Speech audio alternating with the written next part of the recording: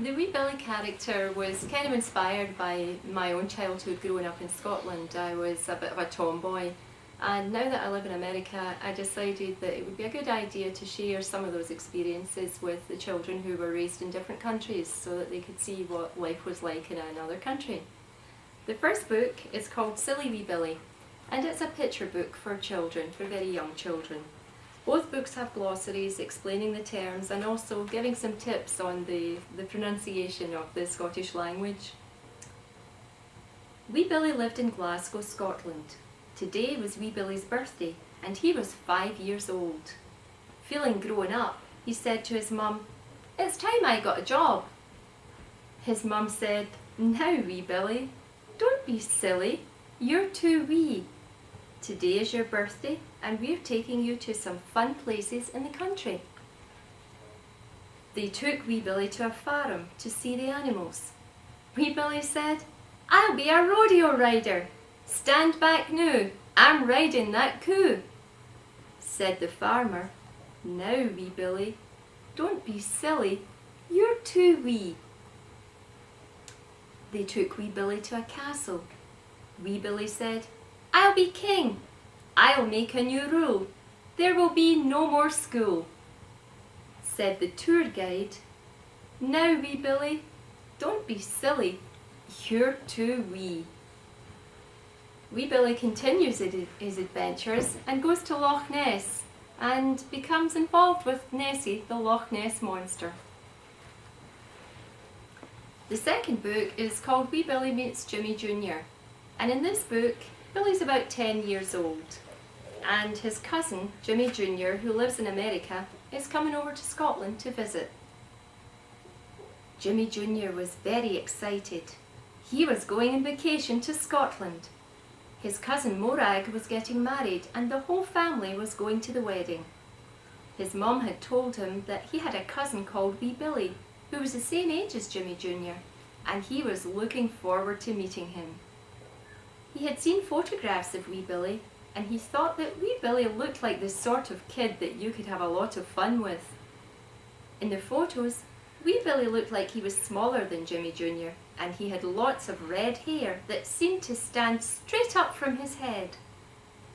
His face had dots on it right across his nose that Jimmy Jr.'s mom had told him were called freckles. Patricia, one of the girls in Jimmy Jr.'s class at school, had some freckles on her face too, and his mom had told him that it was because her great-granddad had come from Scotland. Sometimes Jimmy Jr. would look in the mirror and wish he had freckles too. Jimmy Jr. lived in Southern California, where it was almost always sunny and warm. When he and his parents got off the airplane in Glasgow, Scotland, it was very, very cold. And he was glad when he finally got into someone's car where it was warm and toasty. He could hear his parents talking and laughing with the people who had come to pick them up from the airport. He had been introduced to them all, but he was sleepy and they talked funny, and he'd forgotten their names already. Before long, Jimmy Jr. was fast asleep in the car. "Wake up, sleepyhead! Let's go build a snowman!" Jimmy Jr. was startled to wake and to be staring into the face of his cousin Wee Billy, who had come into Jimmy Jr.'s room and was pulling on his pyjama sleeve. Now, Jimmy Jr. had never actually seen real snow, so he was awake and ready to play. "Not so fast, laddies," came Wee Billy's dad's voice. "You'll catch your death o' cold. Put these on first, and dinna forget the pokies."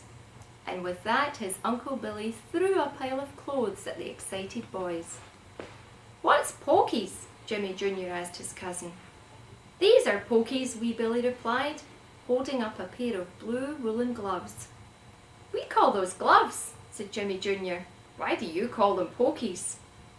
"I don't know," replied Wee Billy.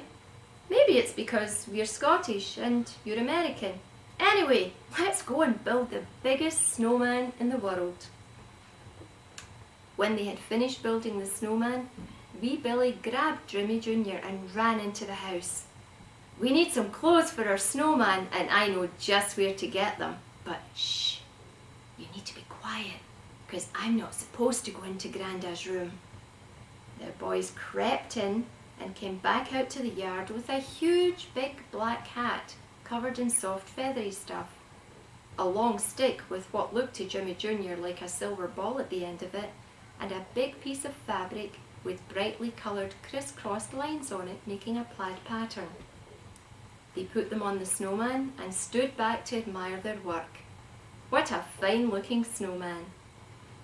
Jimmy Jr. was puzzled by the long stick that the snowman now held and the colourful fabric that wee Billy had helped him to throw around the snowman's shoulder so that it hung down his back and flapped in the wind. So he asked wee Billy why his grandfather had such fancy things. Wee Billy explained to him that his granda was a drum major with the local pipe band, and on parade days he would march at the front of the band swinging his stick in time to the music.